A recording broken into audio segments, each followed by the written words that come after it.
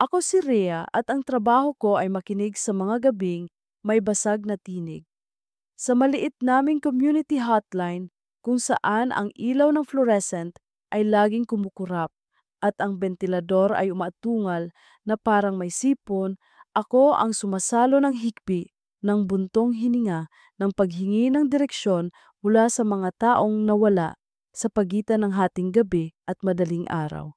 Mayroong mga naliligaw pauwi, mga iniwang asawa na walang matulugan, mga kapitbahay na pinangingibabawan ng ingay ng sariling isip. Sa bawat ting ng telepono, sinasanay kong maging tahimik, hindi dahil wala akong masabi, kundi dahil ang katahimikan ay minsang paraan ng paghawak sa kamay na hindi mo nakikita. Gabi iyon ng Martes, halos 11:30. Kalmadong oras bago sumargo ang mga tawag na karaniwang sumusulpot pagsapit ng 12:00. Ang labas ng bintana ay nagbabantang umulan. Sinasayad ng hangin ang mga dahon ng akasya sa bubong at sa kanto. Malayo-layo, sumisinok ang tambutso ng bus na huling biyahe. Nasa harap ko ang log sheet, naka-ink ang mga oras at pangalan ng mga tumawag. Lalaking umiiyak na wala ng susi. Lola. May dinaramdam sa dibdib. Tinawagan ang anak. Sa gilid, nakalagay ang mug ng malamig na kape na hindi ko maalalang tinungga. Si Leo, kabatuhan ko sa shift, nakaupo sa kabilang mesa, pinapakinggan ang static sa FM radio na parang nakikinig sa ulan bago pa ito bumuhos. On-call na ang barangay tanod sa 30 purok. Sabi niya, tinitingnan ang messenger app na gamit namin pang kontak. Walang bagyo, pero dami ng lasing sa may palengke. Tumango ako. Nangilid ang antok sa mga mata ko, pero hindi pwedeng isara. Sabi ng training manual, kapag naghihingalo ang boses sa kabilang dulo, ang unang mamamatay ay ang tahimik mong pagdududa. Kaya lagi kong iniiwan ang pagdududa sa labas ng pinto. 12:15, kumalansing ang telepono. Hindi ang landline na may dalawang ilaw, kundi ang lumang cellular na nakatali sa charger, pang backup kapag bumigay ang trunk line.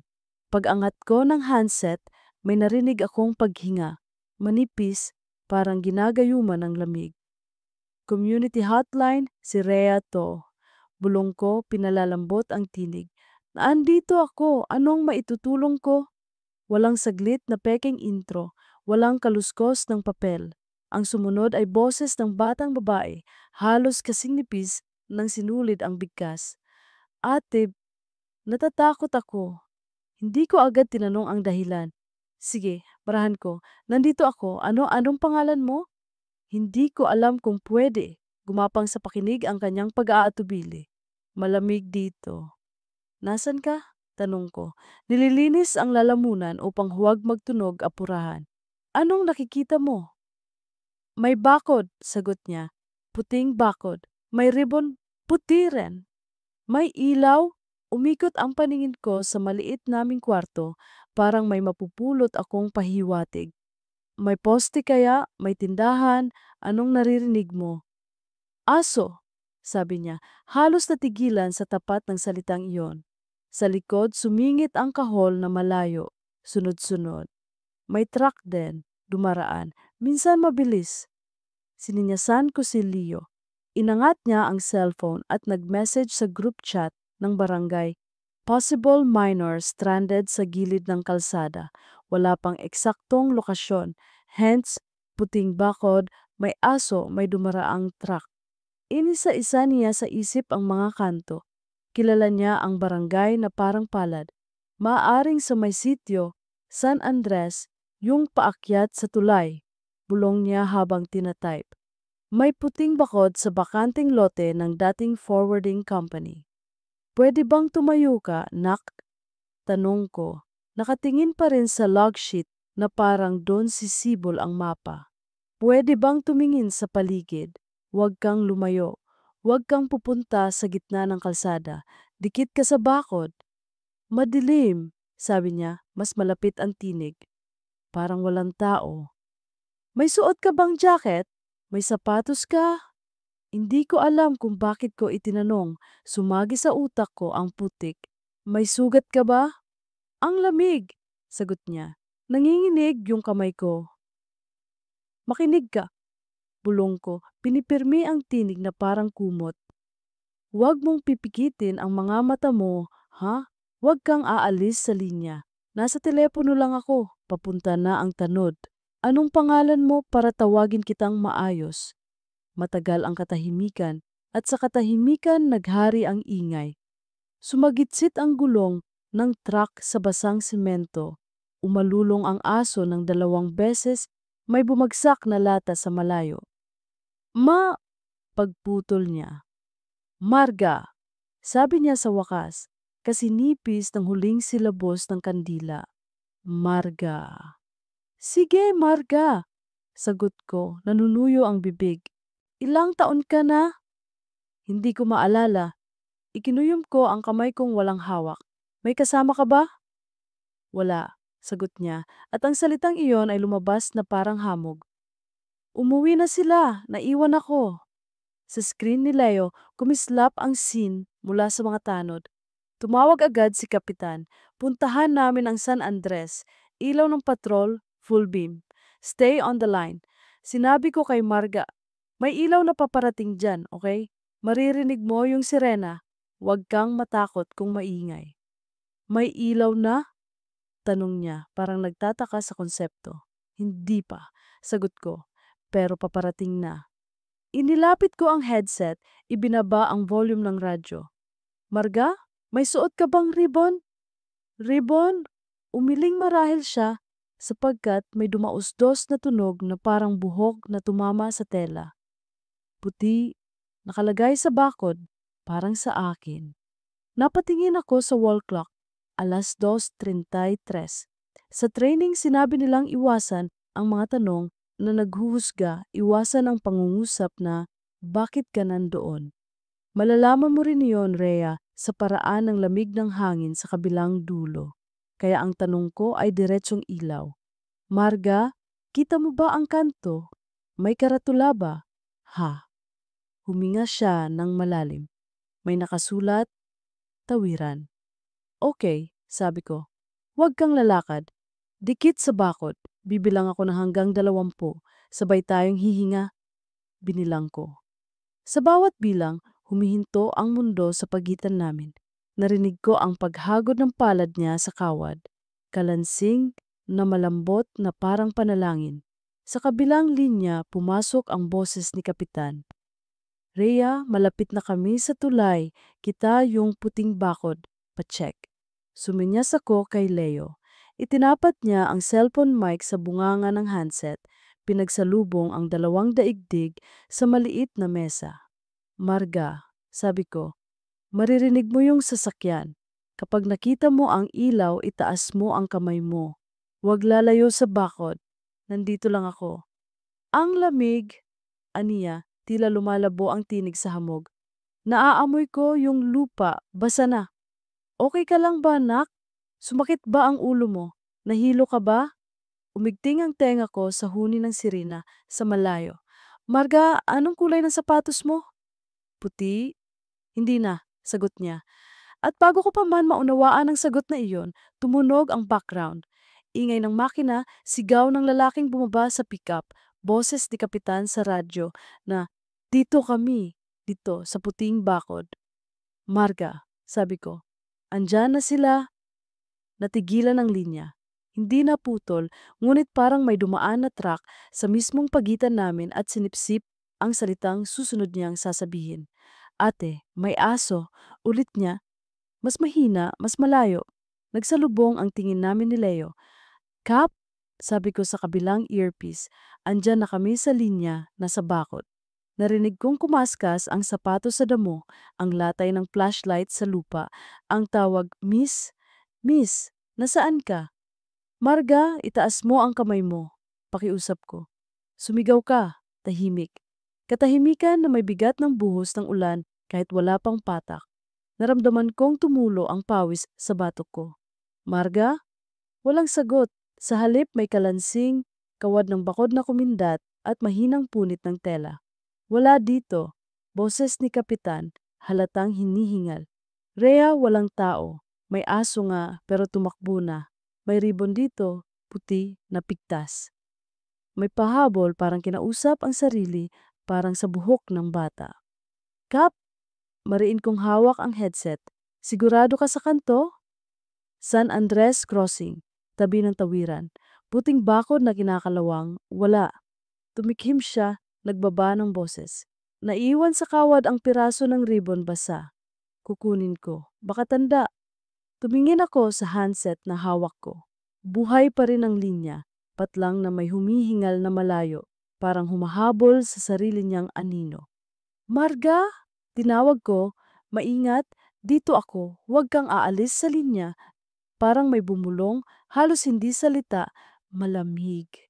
At doon biglang sumipol ang hangin sa labas ng bintana, dumaan sa pagitan ng mga papel na nakasalansan sa mesa at pinatay ang isang ilaw sa kisame. Nagdilim ang kalahati ng kwarto. Leo, sabi ko, pilit na kalmado. Pakipasok ang flashlight. Kumalampag ang drawer. May linaw ang liwanag sa kamay niya, maliit ngunit sapat. Nakakuha kami ng ribbon. Ulat ni Kapitan, ang hininga ay putol-putol. Iiwan ko sa opisina nyo para ma-record. Naramdaman kong tumitibok ang sentido ko. Parang sumisingit ang oras sa pagitan ng mga salita. Kap, may batang tumatawag pa. Babalik kayo? Mag-iikot pa kami saglit, sagot niya. Baka na, sa kabila ng bakod.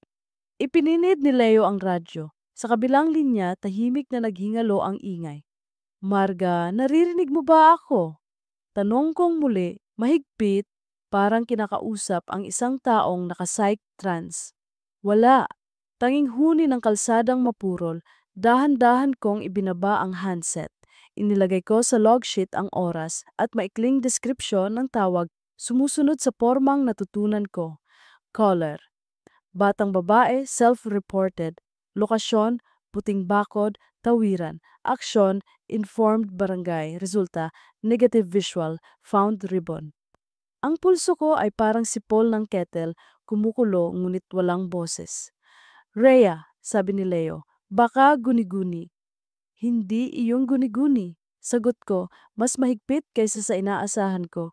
At kahit guni-guni, kailangan pa ring sagutin. Lumipas ang kalahating oras na parang nakaipit sa pagitan ng dalawang pintuan. Bumalik si Kapitan, nalaglag ang ribbon sa brown envelope sa mesa namin. Manipis na tela, puti, may bahagyang bahid na parang putik at tubig. Nagtitigan kami ni Leo na parang naghihintay itong kumilos. Kukunin ko ang statement, sabi ni Kapitan, hawak ang ballpen. Sumulat siya sa papel, sinilyuhan ang oras. May magbabantay ulit kami mamayang 2:00. Nagpasalamat ako. Nang umalis sila, binalikan ko ang handset. Nakasandal pa rin sa cradle, tahimik, ngunit hindi pa rin ako mapakali. Sa training namin, may tinatawag na residual echo. Parang naririnig mo pa ang tawag kahit wala na. Kinuha ko ang jacket ko at saka inilagay ang envelope sa drawer. Uuwi ka na ba? Tanong ni Leo, humahaplos sa batok na parang pagod ang kalamnan. Hindi pa, sabi ko. Tatapusin ko ang shift. 2:30, nagring ang hotline. Ang landline naman ngayon, hindi ang cellular. Umangat si Leo ng handset, ngiting pagod, community hotline. Si Leo, hello? Kagatlabi akong nakinig at sa mekanikal na puti ng ilaw, sa amoy ng malamig na kape, sa tibok ng nakalipas na 1 oras, narinig ko ang boses na pamilyar sa lamig at gaspang. Ate, natatakot ako. Napatingin sa akin si Leo. Agad na lumapad ang mata.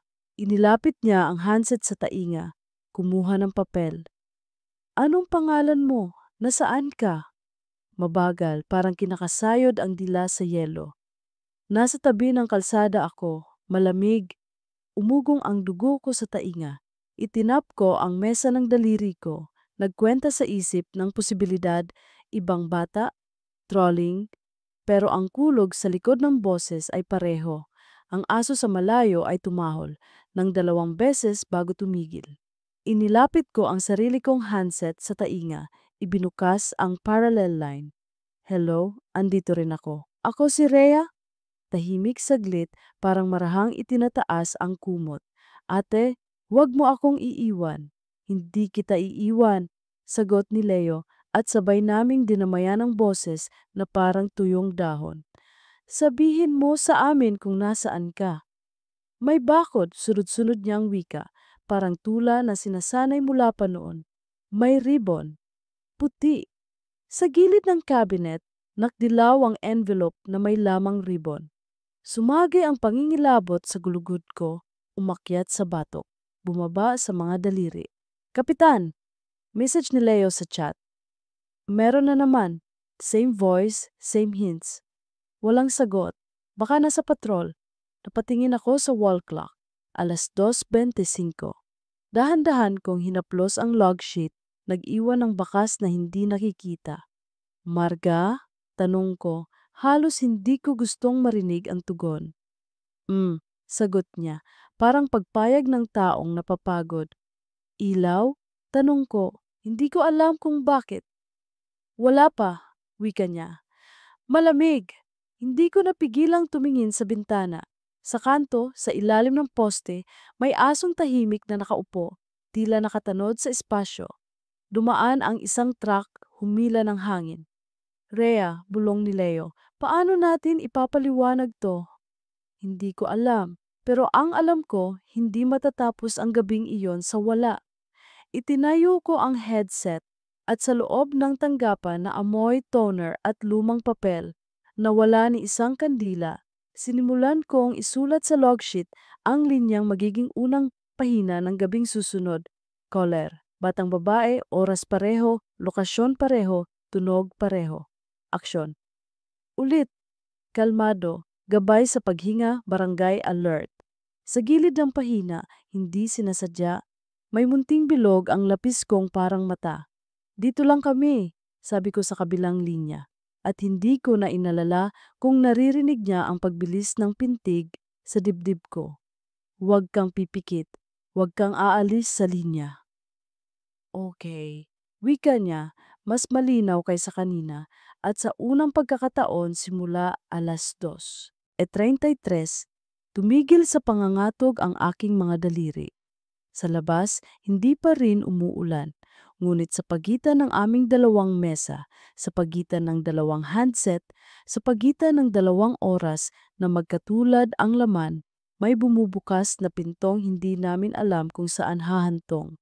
At habang si Leo ang bumibigkas ng pangungusap mula sa manual, name, location, nearby landmarks, ako naman ay dahan-dahang binubuksan ang drawer, hinuhugot ang envelope at pinagmamasdan ang puting ribon na bahagyang basa pa, parang bagong hugot sa kawad. Sakto sa pangungusap na may aso, kumibot ang ribon sa aking palad, hindi dahil sa hangin, kundi dahil may halik ng lamig na dumaan sa pagitan ng aking mga daliri. At sabay-sabay sa 2 handset, iisang bulong ang dumampi sa aming tainga, hindi galing sa bibig ng bata, kundi galing sa puwang ng linya. Huwag ninyo akong iiwan. Ako si Rhea at pagkatapos ng gabing iyon, hindi na muling naging tahimik ang mga dingding ng hotline office. Kahit patay ang telepono, kahit pinatay namin ang fluorescent lamp at pumikit ako habang nakasandal sa upuan, para bang naririnig ko pa rin ang mahina, namamalimos na boses. Ate, malamig! Natatakot ako! At sa tuwing iisipin ko ang puting ribbon sa loob ng envelope, parang may daliring humahaplos sa batok ko, malamig at basa. Ang araw. Pagkatapos ng tawag kinabukasan, bandang 9:00 ng umaga, umuwi ako mula sa shift. Mainit ang araw, malagkit ang hangin, at parang walang nangyari, mga estudyante naglalakad papasok sa eskwela, mga jeep na nag-uunahan sa kanto. Ngunit sa bawat hagikikan ng mga bata, naiisip ko ang boses ni Marga. Kung buhay siya, dapat ganito rin ang tunog niya. Masayahin, maingay, hindi nilalamon ng lamig. Pagdating ko sa bahay, sinalubong ako ni nanay. "Oh, bakit parang puyat na puyat ka?" Tanong niya habang nagtitimpla ng kape. Hindi ko siya sinagot ng diretsyo. Sabi ko lang, "May tawag kagabi, bata." Nakita kong natigilan siya pero hindi na ako nagbigay ng detalye. Wala rin naman siyang magagawa. Natulog ako hanggang hapon pero kahit sa panaginip, naroon ang bakod at ang asong kahol ng kahol sa dilim. Pagising ko, basa ang unan ko, hindi ko alam kung pawis o luha. Pagbalik sa hotline, pumasok akong muli kinagabihan. Si Leo, nakahilig sa mesa, kumakain ng pansit canton mula sa plastic na supot. "Rhea," sabi niya, "nag-report si Kapitan kanina. Wala raw silang nakitang bata sa buong area. Nakita nila yung bakod, oo, pero malinis. Wala na ring aso." Binuksan ko ang log sheet. Nandoon pa ang sulat kamay ko mula kagabi at sa gilid ang maliit na bilog na hindi ko maalala kung bakit ko iginuhit. Pinisil ko ang lapis. Kung gaano, sino ang kausap natin? Umiling si Leo. Baka prank o baka hallucination galing sa sobrang pagod. Ang mahalaga, nakadokumento. Ngunit bago pa siya matapos, tumunog ang landline. 2:20. Sinagot ko agad, hawak ang headset na parang umaasang may babalik.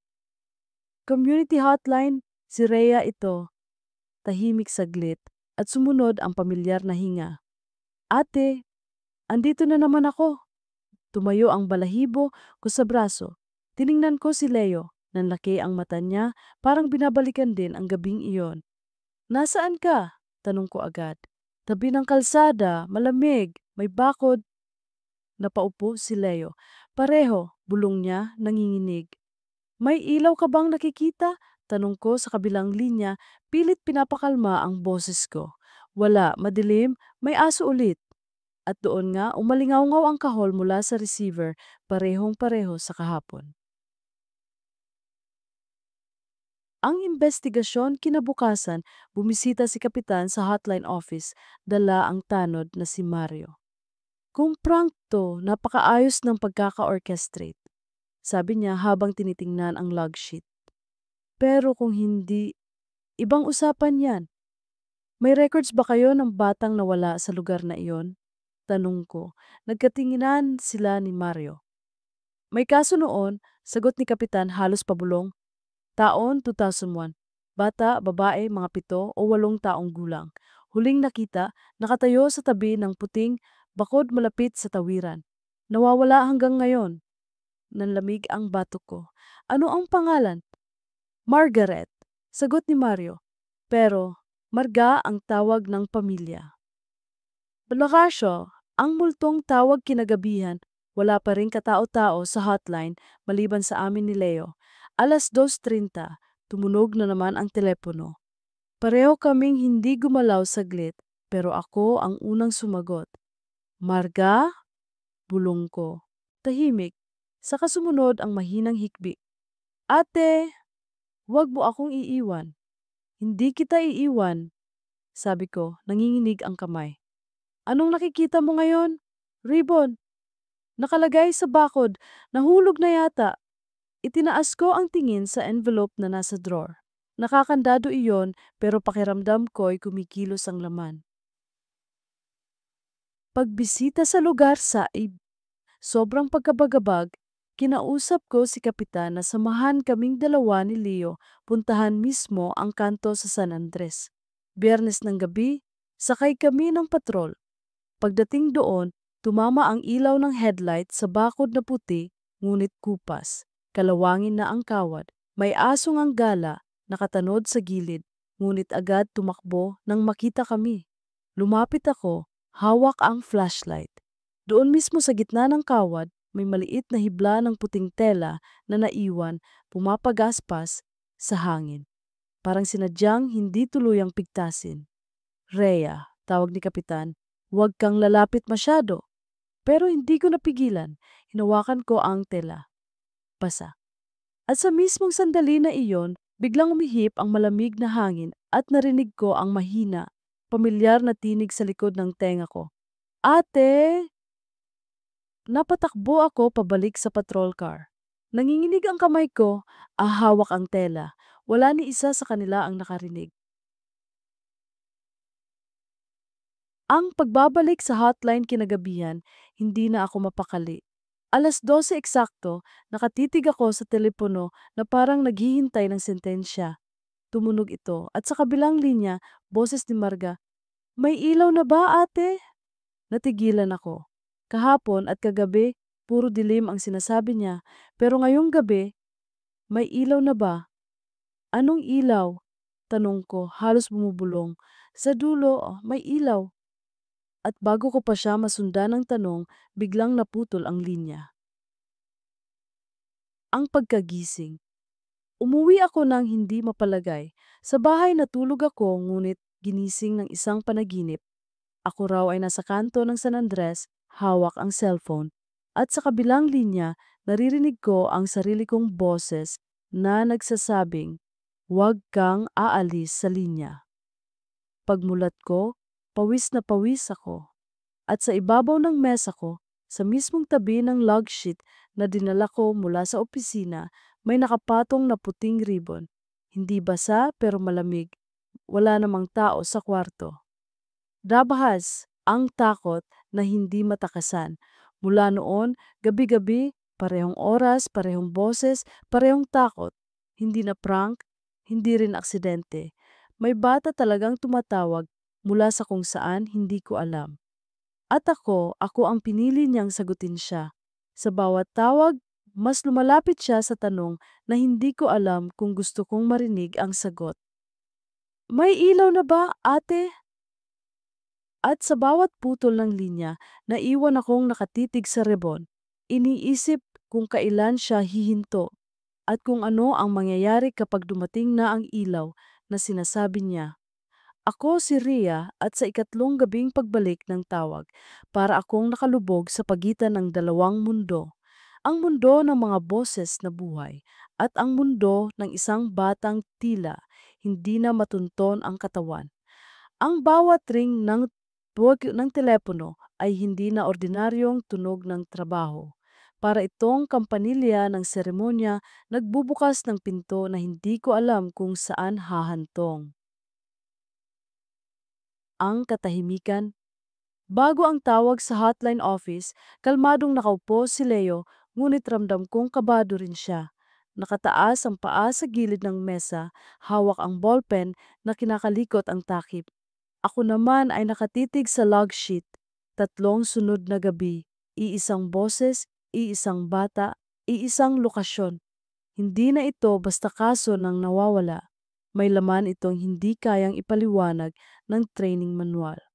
Kung tatawag ulit siya ngayong gabi, wika ni Leo, baka kailangan na nating isama ang pare. Hindi biro to, Ria. Hindi ako basta-basta tatawag ng pare. Sagot ko, mahina ngunit mariin. Kailangan muna nating malaman kung anong gusto niya. Paano kung wala na siyang gusto? Paano kung multo na lang na paulit-ulit? Hindi ko siya sinagot. Sa labas ng bintana, ang ilaw ng poste ay kumikislap, parang may kasabay na paghinga. Das, ang tawag ng hating gabi, eksaktong 12:30, tumunog ang telepono. Parang sinaksak ang hangin sa dibdib ko. Sinagot ko agad. "Hello, Community Hotline. Ako si Rhea." May huminga, mahina, nanginginig. At sumunod ang tinig. "Ate, malamig pa rin." "Rhea," bulong ni Leo. Siya na naman. "Marga?" Tanong ko mahigpit. "Oo." Mahinang pag-amin, parang lumulutang sa hangin. "Malamig, madilim." "Anong nakikita mo?" "May ilaw sa malayo, pero hindi abot." Naramdaman kong kinuyom ko ang lapis sa kamay ko, halos mabali. "Saan banda, Marga?" "Sa dulo ng kalsada, may ilaw. Hindi ko marating." Pinikit ko ang mga mata ko, pinilit maging matatag. "Huwag kang lilipat, huwag kang lalakad. Andito lang ako." Ang boses na nakikisabay. Habang kausap ko siya, napansin kong may sumasabay na tunog sa linya. Hindi lang static, May boses, lalaki, mababa, halos hindi maunawaan. Para bang nasa likod ng batang babae, pabulong. Hindi ko agad sinasabi kay Leo, baka isipin niyang ako'y guni-guni. Pero nang bigla siyang sumabat, Rhea, may naririnig ka ba? Alam kong hindi ako nag-iisa. Nagtitigan kami. Ako ang unang umiling. Marga, tawag ko. May kasama ka ba dyan? Tahimik.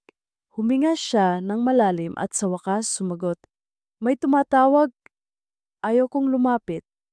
Parang may bumigat sa kwarto, si Leo hindi makatingin ng diretso. Ako, nanginginig ngunit nagpanggap na kalmado. Anong sinasabi niya? Tanong ko. Hindi ko maintindihan, pero parang tinatawag ang pangalan ko. Hindi na makas ang aso at ang truck. At saka dumaan muli ang pamilyar na tunog. Kahol ng aso, sumunod ang ugong ng truck. Pareho sa mga naunang gabi, para bang naka-rewind ang mundo. Marga, bulong ko, pakinggan mo ako, huwag kang tatakbo. Kapag narinig mo ang ilaw, napatigil ako dahil mali ang nasabi ko. Ilaw ay hindi naririnig. Ngunit sa kabilang linya, sinagot niya, naririnig ko na. Anong naririnig mo? Ilaw, sagot niya. At kasabay noon, bumagsak ang linya. Bahatom, ang pagbisita ni Kapitan kinabukasan, dumating si Kapitan at si Mario, dala ang mga report. May nagsabing bata raw noon sa San Andres ang nawawala, pero matagal na, 22 taon na ang nakalipas. Ina niya? Tanong ko. Umalis na ng bayan, hindi na muling bumalik. Naglapag si Kapitan ng folder. Sa loob, may lumang clipping mula sa dyaryo. Batang babae, nawala sa tawiran. May retrato ng batang nakaputing bestida, may ribon sa buhok. Ang kuwang ngiti ay masigla, ngunit ang mga mata parang lumalapit sa lente. Marga, bulong ko, halos hindi marinig ng iba. Maritza, ang panaginip ng puting bakod. Pag-uwi ko, nakatulog ako sa kama na hindi nag-ayos ng kumot. At sa panaginip, naroon ako sa San Andres Crossing. Nakaputing bakod, kalawangin. Sa tabi, isang batang babae, nakaputing bestida, nakatali ang buhok ng ribon. Hawak niya ang kamay ko, malamig, basa. Salamat ate, sabi niya, nakangiti. Pero bago ko siya masagot, dumaan ang truck at natabunan siya ng liwanag. Nang mawala ang truck, wala na siya. Nasa kamay ko na lang ang ribbon. Pagising ko, basang-basa ang palad ko at sa mesa, nakapatong ang ribbon na naiwan sa opisina kagabi. Hindi ko alam kung paano napunta sa bahay ko. Ang desisyon. Pagbalik ko sa hotline, sinabi ko kay Leo ang lahat. Hindi ako tatakas. Kapag tumawag siya ulit, sasamahan ko siya hanggang sa dulo, kahit saan man yon. Rhea, protesta niya. Hindi ito normal, hindi ito trabaho natin. Pero wala na akong pakialam. Kung nakulong siya sa tawag na walang katapusan, kailangan may sumagot. At kung ako ang napili, tatapusin ko. Ang hating gabi ng pag-aantay. Nang sumapit ang alas 2:30, nakaupo ako, hawak ang handset bago pa ito tumunog.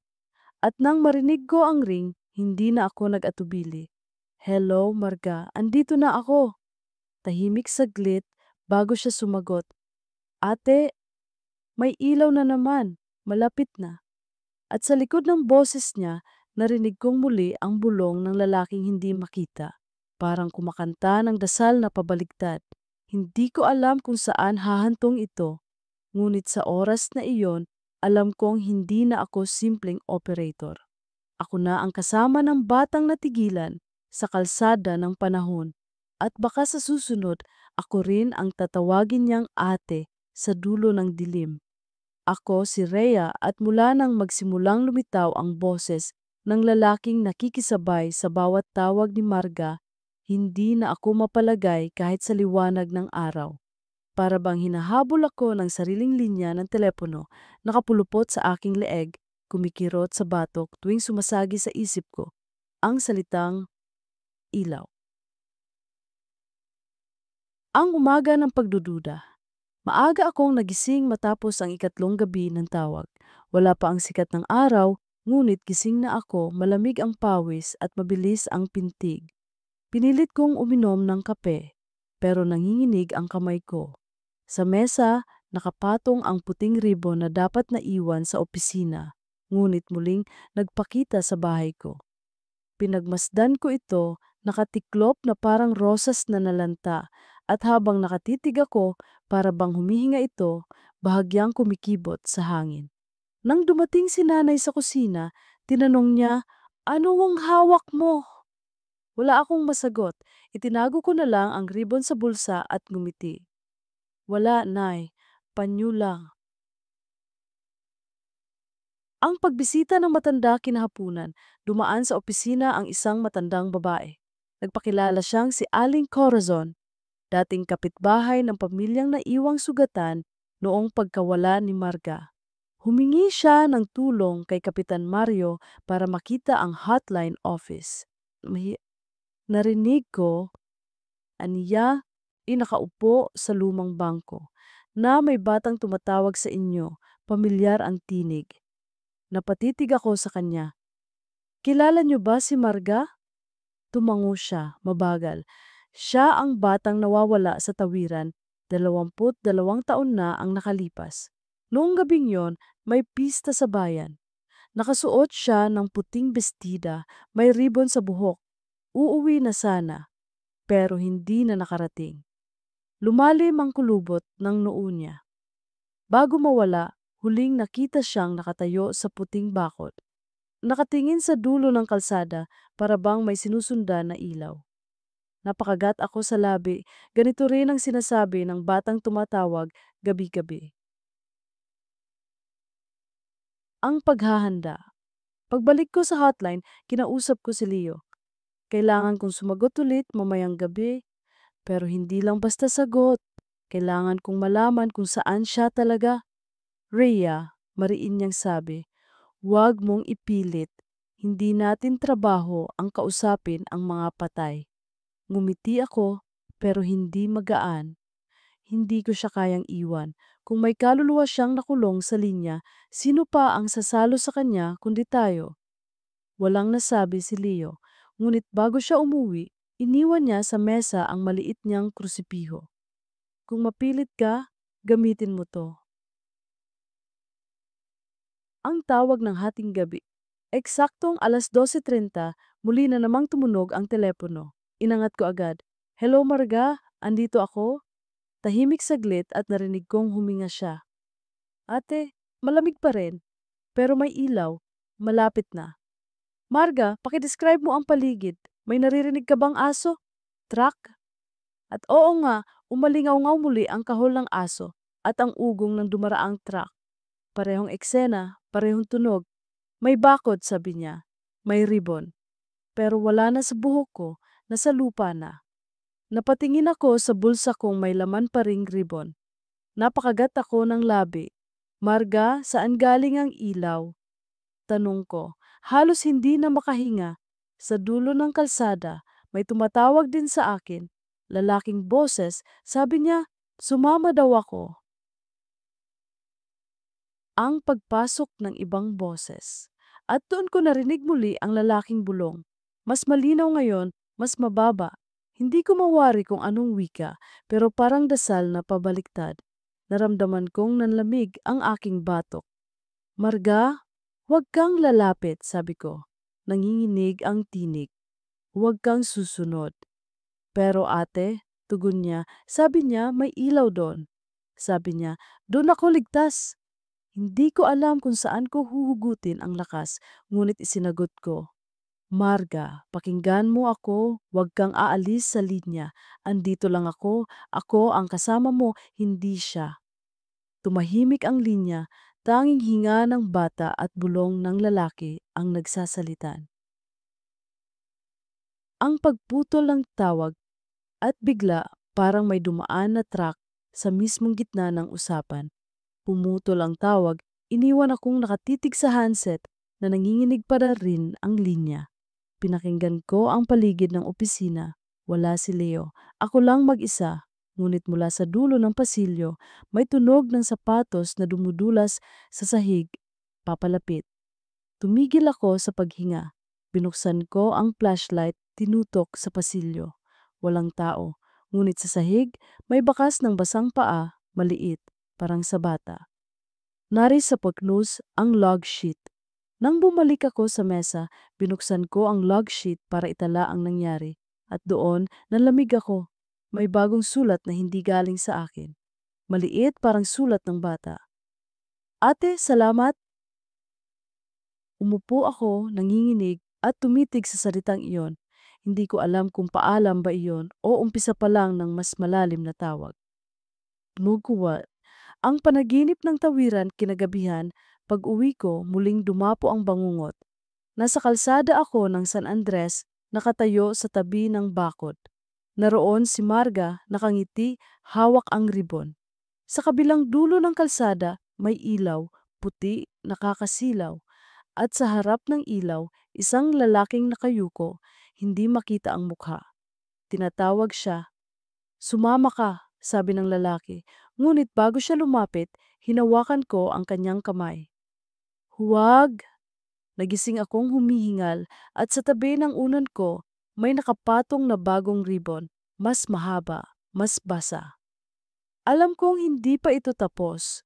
Kung may ilaw man sa dulo ng kalsada, kailangan kong malaman kung saan yon patutungo at kung sino ang lalaking naghihintay kay Marga. Ako si Rhea at sa ikalimang bahagi ng kwento ko, ramdam ko nang hindi na lang basta telepono ang nagiging tulay sa pagitan namin ni Marga. Para bang sa bawat sagot ko sa linya, may pintong bumubukas at ang pintong iyon hindi ko na sigurado kung para lang sa kanya o para na rin sa Aki. N. Ang pag-usisa ni Leo kinabukasan habang nagkakape kami sa hotline office, si Leo ang unang nagsalita. Rhea, hindi ako naniniwala sa multo. Pero itong nangyayari, hindi ko na kayang ipaliwanag, lalo na yung sulat sa log sheet. Paano nangyari yon? Nakakandado naman ang opisina. Tahimik lang ako, nakatingin sa tasa ko. Kung may bata talagang nawala at hindi natagpuan, baka ito na lang ang paraan niya para magpakilala, para humingi ng tulong. Pero Rhea, balik niya, paano kung hindi bata ang kausap natin? Paano kung mas masama pa? Nagtagpo ang mga mata namin. Walang sinundan na salita, ngunit pareho kaming nakaramdam ng bigat ng tanong. Ang paglapit ni Aling Corazon kinahapunan, muling dumaan si Aling Corazon. Nakapanyo siya sa ulo, dala ang supot ng tinapay. Iha, sabi niya sa akin, kung patuloy na tumatawag si Marga, baka kailangan mo nang magdasal para sa kanya. Huwag mo siyang hayaang sunduin ng kung sino man yung naririnig mong boses. Nanlamig ako. Paano niyo nalaman na may boses na lalaki? Ngumiti siya, mapait. Noong huling gabi bago siya mawala, may nagsabi na may lalaking nakitang nakatayo sa tawiran. Nakaitim, hindi makita ang mukha. Doon siya huling nakita ni Marga bago siya nawala. Napalunok ako, parang bumigat ang lalamunan ko. Kung ganon, hindi pala ako nag-iisa sa nakaririnig ng boses na iyon. Tsaka, ang gabing inabangan ko. Pagpasok ng gabi, hindi ako mapakali. 2:31, tumunog muli ang telepono. Huminga ako ng malalim at sinagot agad. Hello Marga, nandito na ako? Tahimik saglit bago siya sumagot. Ate, may ilaw ulit. Marga, pakinggan mo ako, mariin kong sabi. Huwag kang lalapit sa ilaw. Andito lang ako. Pero ate, nabasag ang boses niya. Sabi niya, ligtas daw doon. Marga, huwag kang maniniwala. Sino ba talaga siya? Tahimik saglit. Tapos marahan niyang sagot, hindi ko nakikita ang mukha niya pero naririnig ko malamig. Kasabay noon, narinig naming muli ni Leo ang bulong ng lalaki sa linya. Mas malinaw ngayon, hindi pa rin mawari ang mga salita pero may bigat na parang utos. Ang malamig na pagbisita. Biglang nag-fluctuate ang ilaw ng opisina. Kumurap-kurap hanggang sa tuluyang mamatay. Naiwan kaming nakaupo sa dilim, tanging flashlight ang naging ilaw. Rhea, bulong ni Leo, may nararamdaman kang malamig. Bago ko pa masagot, dumampi sa braso ko ang isang hangin na parang kamay. Napasinghap ako. Pagtingin ko, walang tao. Pero sa gilid ng mesa, may bakas ng basang paa, maliit parang sa bata. Marga, tawag ko, nanginginig. Ikaw ba yan? Tahimik. Tapos, sa linya ng telepono, narinig ko, ate, huwag mo akong iiwan. Ang pagbabago ng boses. Ngunit bago ako makasagot, ang boses ng lalaki ang pumalit. Mababa, garalgal, halos parang nagmumula sa ilalim ng lupa. Sumama ka? Napatakbo si Leo papunta sa linya at binagsak ang handset. Tuluyang natigil ang tawag. Pero kahit patay na ang telepono, naririnig ko pa rin ang boses sa loob ng isip ko. Ang pagbalik ng ribbon kinabukasan, pag-uwi ko nakatulog ako agad. Pero paggising ko, nasa tabi ng unan ko ang ribbon. Ngayon ay mas mahaba at mas basa, parang bagong pigtas mula sa buhok ng bata. Hinawakan ko ito at narinig kong muli ang tinig ni Marga sa loob ng ulo ko. Ate, salamat. Ang pagsisiyasat, dinala ko kina Kapitan at Mario ang ribbon. Sinuri nila ito pero para sa kanila normal lang na tela. Baka guni-guni mo lang, Rhea, sabi ni Mario. Ngunit alam kong hindi. Sa bawat paghawak ko rito, nararamdaman kong may lamig na hindi kayang ipaliwanag ng kahit anong bagay. Ang desisyon gabi pa lang, alam kong hindi matatapos ito hanggat hindi ko hinaharap ang dulo ng tawag. Kaya nang muling tumunog ang telepono, hindi na ako nag-atubili. Hello, Marga, sabi ko, matatag. Dalhin mo ako kung saan ka talaga. Tahimik siya saglit bago sumagot, Ate, nandito ako sa tawiran. At sa likod ng boses niya, narinig ko muli ang lalaking bulong. Mas malakas, mas malapit. Sa oras na iyon, alam kong hindi lang ito kwento ng batang ligaw. May isa pang naghihintay sa kanya at baka pati na rin sa akin. Ako si Ria at sa ika-6 na gabi, pakiramdam ko'y hindi na lamang ako operator ng hotline, kundi bantay na rin ng isang tawag na paulit-ulit, nakabitin sa pagitan ng buhay at kamatayan. At sa bawat pagring ng telepono, parang humihigop ng hininga ang mundo. O pinipilit akong sumagot kahit lumalamig na ang mga kamay ko. Ang katahimikan. Bago ang sigaw hating gabi, si Leo ay nakatulog sa sulok, nakasandal sa bangko, habang ako na may nakatingin lang sa telepono. Hindi ko man hawakan ang handset, naririnig ko na sa loob ng tenga ko ang hininga ni Marga. Ate, malamig! Paulit-ulit na dumadampi, parang dumadaloy sa ugat ng mesa. Pinilit kong kalmahin ang sarili ko. Bago dumating ang 12:30, nagdasal ako gamit ang krusipiyong iniwan ni Leo. Panginoon, kung kaluluwa man siya, gabayan mo siya. Kung demonyo, huwag mong hayaang lumapit sa akin. Ngunit kahit matapos ang dasal, nanatiling mabigat ang hangin. Maoblas ang tawag ng dilim. At eksaktong oras tumunog ang telepono. Dinampot ko agad kahit nanginginig ang kamay. Hello, Marga. Nandito ako. Sa kabilang linya, mahinang hikbi. Ate, ang lamig, ang dilim, pero may ilaw. Mas maliwanag na ngayon. Napakagat ako ng labi. Huwag kang lalapit, Marga. Pakinggan mo ako. Huwag kang sumunod sa kanya. Tahimik saglit. Sa kamarahang wika niya, pero andito na siya. Malapit na. At doon, sumabay ang lalaking boses, hindi na bulong kundi malinaw na utos. Sumama ka. Nanindig ang balahibo ko. Hindi, sigaw ko sa linya. Marga, huwag kang makikinig sa kanya. Ako ang pakinggan mo. Ang pagbalik ng mga ingay kasabay nito, muling narinig ang kahol ng aso at ugong ng truck. Ngunit ngayon, mas malakas, mas malapit. Parang ang buong hotline office ay nasa mismong gilid ng kalsada. Nararamdaman ko ang vibration ng lupa, parang may dumara ang mabigat na sasakyan sa ilalim ng mesa. Si Leo nagising at napatingin sa akin. Rhea, anong nangyayari?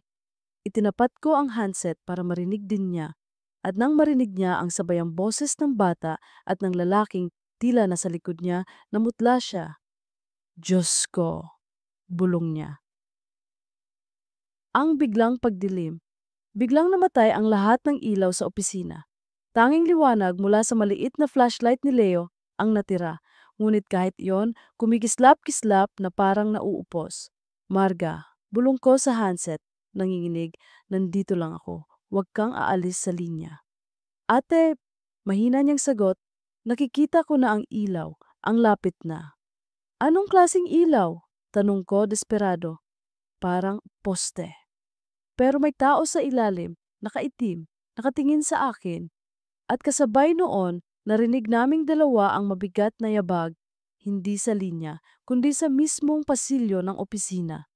Basang yapak, unti-unting lumalapit. Pankimpino, ang paglitaw ng anino binuksan ni Leo ang pinto at tinutok ang flashlight sa pasilyo. Walang tao. Pero sa sahig, may naiwan, maliit na bakas ng paa, basa, papasok mismo sa loob ng opisina. Napasinghap ako. Marga, narito ka ba? Tahimik. Paglingon ko sa log sheet, may bago nang nakasulat kahit wala akong hawak na lapis. Maliliit na letra, Karita. Ate, tulungan mo ako. Ang pagkawala ng linya biglang tumahimik ang handset. Walang hinga, walang ingay. Para bang naputol ang tawag. Ngunit kahit ibaba ko ito sa cradle, naririnig ko pa rin sa paligid ang tinig ng lalaki. Sumama ka. Rhea, bulong ni Leo, nanginginig. Baka hindi na natin kayang tapusin to. Ngunit sa loob ko, alam kong hindi na ako pwedeng umatras. Barasam. Ang paglalakbay sa tawiran kinabukasan, dinala ko si Leo sa San Andres Crossing. Tanghali iyon, maliwanag, maraming tao. Ngunit habang nakatayo ako sa harap ng puting bakod, parang humihigop ng lamig ang lugar. Naramdaman kong basang-basa ang aking palad, kahit tuyo naman ang araw.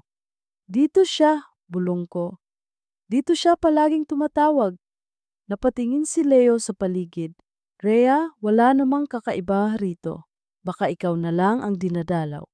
Ngunit sa mismong sandaling iyon, humipon ang hangin at narinig ko sa mismong tenga ko ang tinig ni Marga. Ate, nandito ako. Ang pagbabalik sa hotline. Pagbalik namin sa opisina, tahimik si Leo, parang nawala ng lakas. Ako na may tumitig sa log sheet. May bagong linya na naman. May ilaw na. Salamat, ate. Hindi ko alam kung ibig sabihin noon ay malapit na siyang makatawid o malapit na rin akong sumama sa kanya. Laras, ang gabi ng paghahanda. 11:11 pa lang ng gabi, nakaupo na ako sa mesa, hawak ang handset. Pinikit ko ang mga mata ko at nagdasal. Marga, kung tatawag ka ulit, samahan mo akong malaman ang katotohanan. At nang tumunog ang telepono eksaktong oras, alam ko, darating na ang sagot. Kahit ano pa iyon. Hello Marga, nandito ako. Tahimik saglit bago niya sabihin ang mga salitang magpapayanig sa akin. Ate, nakita na kita. Nakatayo ka sa dulo ng kalsada. At sa mismong oras na iyon, naramdaman kong may malamig na kamay na dumampi sa balikat ko. Hindi kay Leo, kundi ibang kamay maliit, basa at mahigpit. Ako si Rhea at ngayong ikapitong gabi, pakiramdam ko ay hindi na lang ako ang nakikinig sa telepono. Parang ako na rin ang nasa kabilang linya. Ang bawat tunog ng pagring ay parang pagtibok ng puso kong pinipilit manatiling buo, kahit paunti-unti nang hinihila ng malamig na tinig na iyon. Ang pagdampi ng kamay. Nang maramdaman ko ang maliit, malamig na kamay sa aking balikat, napabalikwas ako ng upo. Leo! Sigaw ko, halos mapigtas ang boses. Agad niyang itinapat ang flashlight. Bakit? May humawak sa akin. Nilapit ko ang aking kamay sa balikat, nanginginig pa din.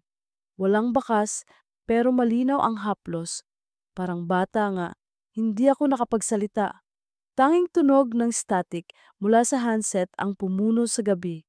At sa pagitan ng putol-putol na ingay, muling lumitaw ang boses ni Marga. Ate, nakikita na kita. Ang pag-ikot ng mundo. Pagkatapos ng tawag, parang hindi na ako makagalaw, para akong iniwan sa gitna ng kalsada, nakatutok ang liwanag ng mga headlights sa mukha ko. Nang tingnan ko ang wall clock, 12:50 na. 5 minuto lang ang lumipas, pero parang isang oras akong nakaupo sa dilim. Rhea, bulong ni Leo, kung totoo nga na nakikita ka na niya, baka ibig sabihin malapit ka ng mahila. Kung ganon, sagot ko. Mabigat ang tinig. Baka kailangan ko ring sumama. Baka iyon lang ang paraan para matapos ito. Napatitig siya sa akin, parang hindi makapaniwala. Baliw ka ba? Kung multo siya, paano ka makakabalik? Hindi ko siya sinagot, pero sa loob ko may tinig na humihinga. Kung hindi ako sumagot hanggang dulo, sino pa ang tutulong sa kanya? Ang pagbisita kay Aling Corazon. Kinabukasan, nagpunta ako kay Aling Corazon. Nasa lumang bahay siya, puno ng santo at lumang litrato. Inilabas ko ang ribbon at inilapag sa mesa. Aling Cora, paano ko siya matutulungan? Matagal siyang tumitig sa tela bago nagsalita. Iha, hindi lahat ng ligaw ay pwedeng isalba. Pero kung talagang tatawagin ka niya, baka ikaw ang maging tulay. Kailangan niyang may kasabay. Kasabay saan? Tanong ko nanginginig. Sa pagtawid, sagot niya, halos bulong, pero ingat ka, baka hindi lang siya ang hinihintay sa dulo. Ang panaginip ng tawiran pag-uwi ko, agad akong nakatulog. Sa panaginip naroon ako sa San Andres Crossing. Ang bakod ay mas mataas, mas kalawangin. Nakatayo si Marga, hawak ang ribbon. Nakangiti siya sa akin. Halika ate, wika niya. Sabay tayo. Sa dulo ng kalsada, may poste ng ilaw. Sa ilalim nito, nakatayo ang lalaking nakaitim. Hindi ko makita ang mukha, pero ramdam kong nakatitig siya sa akin. Nang umid ang labi niya, parang ngumiti. Nagising akong basang-basa ang buong katawan sa pawis. Sa tabi ng unan ko, may bagong ribbon na naman. Ngayon ay buhol na parang hawak ng dalawang kamay. Ang gabi ng paghaharap sa hotline, bago pa man tumunog ang telepono, hinawakan ko na ang krusipiho. Leo, kung ano man ang mangyari, huwag mong puputulin ang linya, kahit ano pa marinig mo. Rhea, nanginginig ang boses niya, baka hindi mo na kayanin. Ngumiti ako pilit. Hindi ko na kayang hindi. At nang magring inangat ko ang handset. Hello, Marga, nandito ako. Tahimik saglit. Tapos, ate, nakita na kita, nakatayo ka sa tabi ng bakod. Napapikit ako. Oo, Marga, nandito ako, huwag kang matakot. Pero ate, nabasag ang tinig niya. Andito rin siya. Kasabay noon, narinig kong pumasok ang lalaking boses. Hindi na bulong, malinaw na utos. Isama mo siya. Ang pagbigat ng hangin.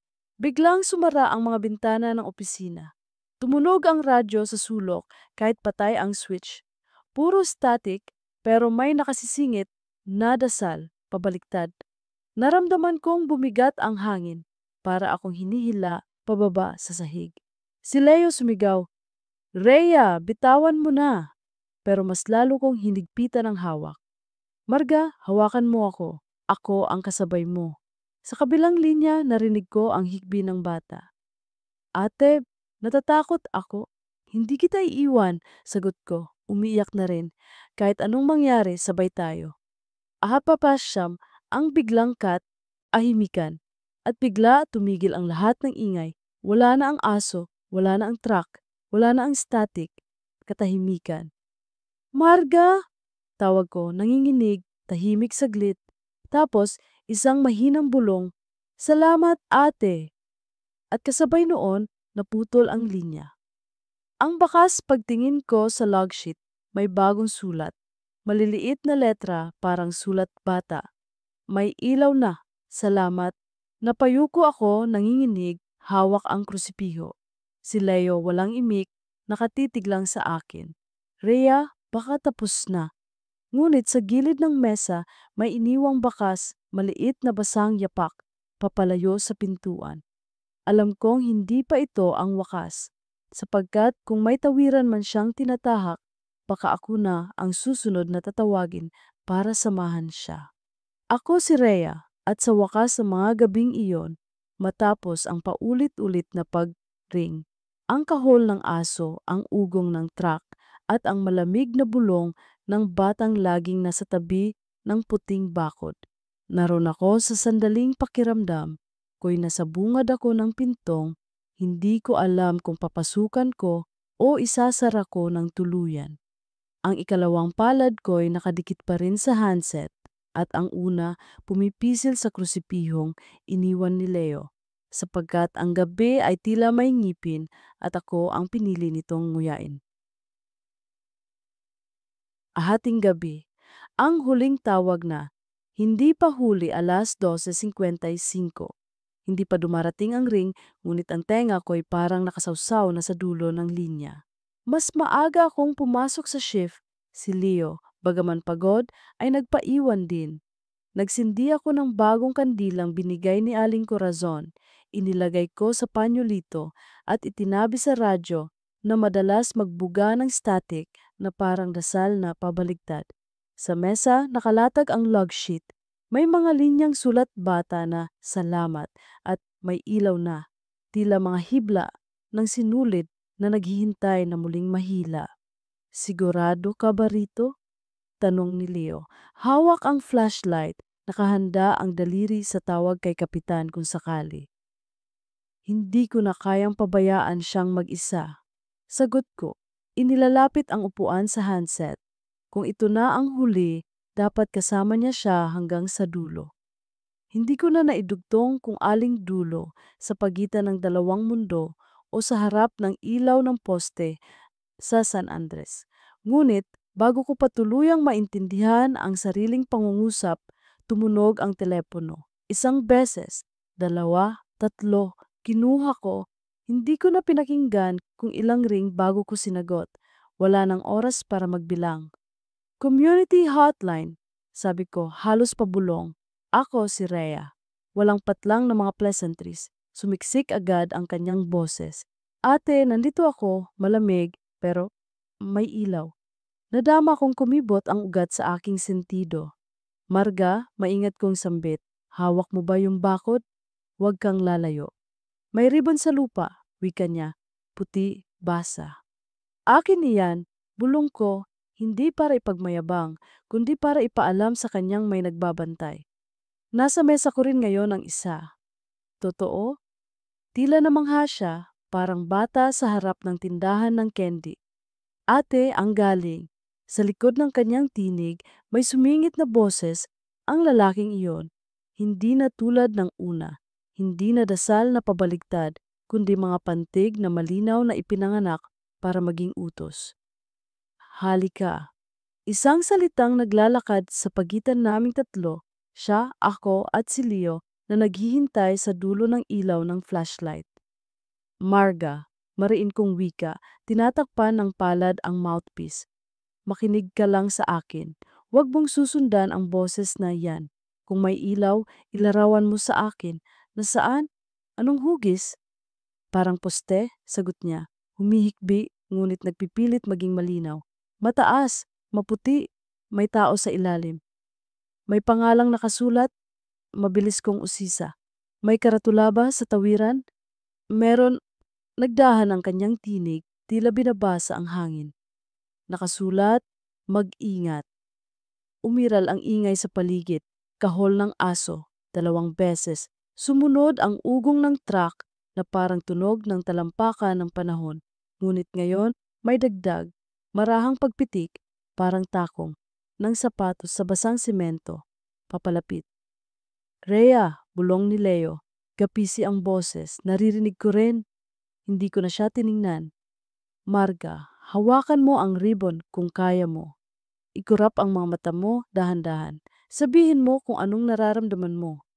Mainit sa ilaw, sagot niya. Pero malamig pa rin dito. At kung lalayo ka sa ilaw, mas malamig. Kung lalapit ka, mas naputol ang kanyang salita, nangusap ang hangin sa pagitan. Halika, muli. Boses ng lalaki, ngunit may kalakip na pagkaluskos, parang pisi ng lobo na hinihila ng hindi nakikita. Nilapat ko ang krusipiho sa aking dibdib. Kung lalapit ka, sabay tayo. Huwag kang mag-isa. Totoo? Halos humalakhak ang kanyang pangungusap. Hindi sa tuwa, kundi sa pag-asa na kasinipis ng huling sinag ng kandila. Sabay? Sabay, sagot ko at idinugtong. Pero kung makarinig ka ng truck, hihinto tayo. Kung marinig mo ang aso, bibilang tayo. Kung biglang sumigaw ang hangin, tatahimik tayo. Ako ang magbibigay ng hudyat, hindi siya. Hindi siya, ulit niya, at sa unang beses narinig ko sa kanyang tinig ang bahagyang pagtutol sa boses na humihila sa kanya. Maghanda, sabi ko. Bibilang ako. Sa 3, lalapit tayo ng isang hakbang, pero hawak ang bakod. Huminga ako. 1, humaba ang 1 segundo. 2, may kumislot na lamig sa batok ko, parang may lumapit sa likod ko. Maliit na kamay na itinutulak ang aking balikat, hindi patungo sa dilim, kundi sa mismong harap ng telepono. 3, hindi ako gumalaw sa upuan, ngunit sa kabilang dulo ng linya, narinig kong gumapang ang kaluskos ng sapatos na goma sa semento. Ate, anya, mas maliwanag. Huminto, utos ko. Huminga, 1, 2, 3, okay? Okay. Ngayon, sabay tayong uupo, sabi ko. Hindi ko alam kung bakit iyon ang pumitik sa aking dila. Marahil upang ipaalala sa kanyang may sariling bigat ang katawan at may sariling pahinga ang dibdib. Narinig ko ang bahagyang lagitik ng kawad ng bakod. Marga, may nakikita ka bang sasakyan? Wala, sagot niya. Tahimik, pero may humahawak sa ribon. Huwag mo hayaang kunin. Agad kong tugon. Sa'yo yan.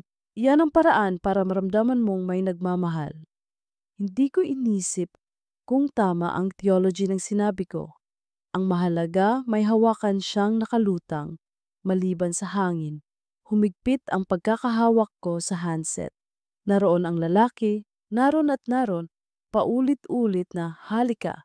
Ngunit sa pagitan ng kanyang mga pantig, hinahabi ko ang mga salita ko. Marga, hindi lahat ng ilaw ay para sundan. Ang iba palatandaan lang na may daraan. Kapag may ilaw sa tawiran, anong gagawin? Mag-iingat, sagot niya, parang batang sumagot sa guro. Dadaan sa tamang oras. Eksakto, sabi ko. Hindi ngayon, hindi sa utos ng hindi mo kilala. Nagtagal ang katahimikan, hindi hungkag, kundi parang silid na kakatapos lang umawit ng koro. Sa loob ng isang kisap, naramdaman kong siya'y nasa bingit, isang hakbang, isang iglap, isang kislot ng ulan sa laylayan ng gabi. At kung may mali akong pantig, malalaglag siyang muli sa lamig. At noon ko narinig ang hindi ko inaasahan. Huwag, wika ng isang tinig na hindi sa lalaki, hindi rin sa bata. Boses iyon ng matandang babaeng paos sa pag-iyak at pagdasal, hindi mula sa linya, kundi mula sa mismong sulok ng silid namin. Napalingon si Leo, itinutok niya ang flashlight, walang tao. Ngunit sa ibaba ng kandilang naiwan sa panyolito, may lumang larawan na hindi ko maipaliwanag kung paano napunta doon. Lumang puting itel, nakuha ng isang pamilya sa pista. Ang batang babaeng may ribbon, nakangiti. Sa likod ng retrato, may lumang tinta. Margaret, 2001. At sa ibaba pirma na tila pamilyar sa akin kahit ngayon ko lang nakita. Cora. Aling Corazon, bulong ko, parang naiintindihan kong ang pagdalaw niya ay hindi natapos nang umalis siya sa opisina. Ate, putol ng bata sa aking lamlam. May ilaw na naman, mas malapit. Pero Parang iba ang lasa. Napakislot ako sa salitang ginamit niya, lasa, sapagkat paano lalasahan ang ilaw, subalit ang mga patay o ang mga nawawala ay may ibang wika ng pandama. Anong iba? Tanong ko, mabilis. Parang mainit na malamig, aniya. Hindi tulad ng araw, parang ilaw na walang init. Ang bumbilya, ang LED, ang spotlight ng patrol, ang sinag ng trangkahan ng ambulansya, ang mga posibilidad ay sumalubong sa isip ko, gaya ng mga sasakyang pumapagitna sa tawiran. Maghintay, sabi ko. Marga, anak, kapain mo kung may poste. Kapag may nakapakang bakal, humakbang palayo. Kung wala, lumapit. Pero dahan-dahan, sa kanan, hindi sa kaliwa. Lagit-lagi sa kanan. Bakit sa kanan? Dahil sa kaliwa may truck, sagot ko. Hindi ko alam kung bakit ako tiyak, ngunit buong katawan ko ang sumagot. At sa kanan, may gilid na hindi agad kukubrahom sayo. Okay, tapat niyang sabi. Ang lalaking tinig ay muling sumulak. Halika. Ngunit sa unang pagkakataon, sumabay ang maliit na tinig ni Marga. Hindi palahaw, hindi pakiusap, kundi pagtutol. Huwag. Oh, di sa mismong saglit na iyon, may sumabog na ingay sa linya. Hindi static, kundi isang kalansing na parang nalaglag na metal na pisi sa semento, sinundan ng paghiyaw ng preno at pagkanyod ng hangin. Nabitawan ko ang handset. Si Leo, napamura. Ang kandila, halos mapatay, ngunit umatras din ang apoy. Parang nakinig sa krusipihong nakapatong sa tabi. Marga! Sigaw ko, ipinahid ang pawis sa palad, ibinalik ang handset sa tainga. Marga, andyan ka pa ba? Ang sumunod na lumabas sa kabilang dulo ay hindi iyak, hindi hingal, hindi takot. Isang hiningang inangat ng kamay na hindi akin, sinundan ng salitang dumaan sa aking pandinig gaya ng pagbukas ng kurtina sa lihim na bintana. May ilaw na, salamat ate. At naputol ang linya, hindi na gaya ng dati na parang hinigop ng truck, kundi marahang pinatay tulad ng pagpatay ng ilaw sa isang kwartong tapos na ang dasal. Umaga, ang tahimik na kanto. Hindi ko alam kung ilang minuto o oras akong nakatulala, hawak ang handset na gawa sa plastik na biglang nagmukhang bagay na may kaluluwa. Si Leo yumuko at bumulong. Tapos na! Tahimik, sagot ko, at napansin kong hindi na ako nanginginig. Tahimik na ang linya. Umagang-umaga, sumakay kami ng patrol ni na Kapitan at Mario, papuntang San Andres Crossing. Humahating liwanag ng araw, dilaw ang gilid ng mga ulap at ang asong nakatanod na dati tumatahol ng 2 beses ay tahimik na ngayong nakahiga sa gilid. Parang sa wakas ay nakatulog. Huminto ang sasakyan. Sa bakod wala na ang hibla ng puting tela na nakasanayan naming makita. Malinis ang kawad, bagaman kupas at kalawangin. Sa semento may manipis na marka ng gulong, bagong preno, ngunit walang dugo, walang basag. Sa poste may karatulang munting kinintal ng bagong pintura. Mag-ingat sa tawiran. Sa ibaba may plastik na pinupulutan ng hangin, pakete ng kandilang puti na tila inialay at di na ginamit. Si Kapitan huminga ng malalim. Tahimik, aniya. Parang walang nangyari kailanman. May nangyari. Tugon ko, inilalapit ang palad sa kawad. Malamig pa rin ang bakal, pero wala nang hila ang lamig. Wala nang tinig na humihingi, wala nang paanyaya. Rhea, mahina ni Leo, itinuturo ang paanan ng poste. Tingnan mo. Sa paanan ng poste, may maliit na nakaguhit sa alabok gamit ang basang daliri. Isang parisukat na may bilog sa loob, parang maliit na bintana na may ilaw. Sa tabi nito, 2 titik lang. Umhat ko at hindi natapos o sadyang sapat na ang mga iyon. Kinuha ko ang panyukong nilagyan ng pulbos ng kandila mula sa opisina. Pinunasan ko ang guhit, hindi para burahin, kundi para kopyahin sa tela, ang manipis na abong hugis. gaya ng pagkuha ng pananda sa lapida. Walang drama sa mata ko. Ang luha, kung meron man, ay naging asin na nagpakinis sa gilid ng aking bibig. Magkakape tayo, sabi ko kay Kapitan, para sa anumang salamat na hindi natin alam kung kanino galing. Tumango siya. Sa sasakyan, walang nagsalita. Ang araw ay umangat, hindi sa tagumpay, kundi sa kaswal na daloy ng mundo. Tricycle, nagbeberya ng gulay. Tindira, sumisipol ng pamilyar na himig sa palengke. Mamarsay, hapon. Ang log sheet na nagsara ng sarili. Pagbalik sa hotline, sinarado ko ang pinto at tumayo sa tabi ng mesa kung saan nakatiwangwang pa rin ang log sheet. Binuklat ko ang huling pahina. Wala nang bagong sulat mula kagabi. Ngayon, ako ang kukuha ng lapis. Isusulat ko sana, wala nang tawag sa oras na iyon. Ngunit, bago ko maibaba ang dulo ng lapis, may umitsang malamig na hangin sa pagitan ng mga daliri ko. Hindi tulad ng dati na may kasamang kilabot. Ito may kabang ginhawa. At doon, sa mismong linya na nakaabang sa akin, dahan-dahang sumulpot ang dalawang salitang hindi ko isinulat. Mas maayos kaysa dati, mas pantay ang bawat palo, at mas bata ang anyo. Parang tinuruan ng isang gurong marunong magpasensiya. Salamat, ate. Napatigil ako, hinayaang matapos ng hindi ko pilit. Nang maghupa ang lamig, isinara ko ang log sheet. Sa likod ng takip, isiniksik ko ang panyo na may kopya ng abong hugis bintana. Hindi ko inipit ng paperclip. Pinipigilan ko ang tukso na gawing museum ang hotline. Lumapit si Leo, inabot ang maliit na krusipiho. "Huwag mo na munang isauli," sabi niya, pilit na nakangiti. "Baka sakaling may iba pang tatawag na kailangang hindi natin putulin." "Tanggap," sagot ko, at inilagay ko iyon sa bulsa, hindi bilang pananggalang, kundi bilang paalala ng pagbabating luha sa pagitan ng takot at tapang. At si agkapo skabi. Ang oras na hindi na tumunog sumapit ang gabing sumunod, 2:30. Naghintay kami. Ang fluorescent ay hindi na kumukurap. Parang sawa na sa drama. Ang radyo hum into sa pag-ubo ng static at nakontento sa mahinang tugtog ng mga awiting abot kamay. Walang tumunog.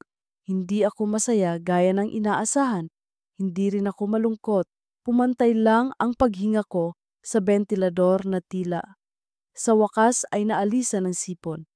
Umupo ako, inilipat ang lapis mula sa kaliwa patungong kanan at hinayaang tumaba ang pahina sa kinang nang wala. "Rhea," sabi ni Leo na nakadungaw sa bintana. "Tingnan mo." Sa labas, may batang babaeng naglalakad kasama ang ina. Nakaputing tsinelas, may ribon sa buhok, hindi puti, kundi dilaw.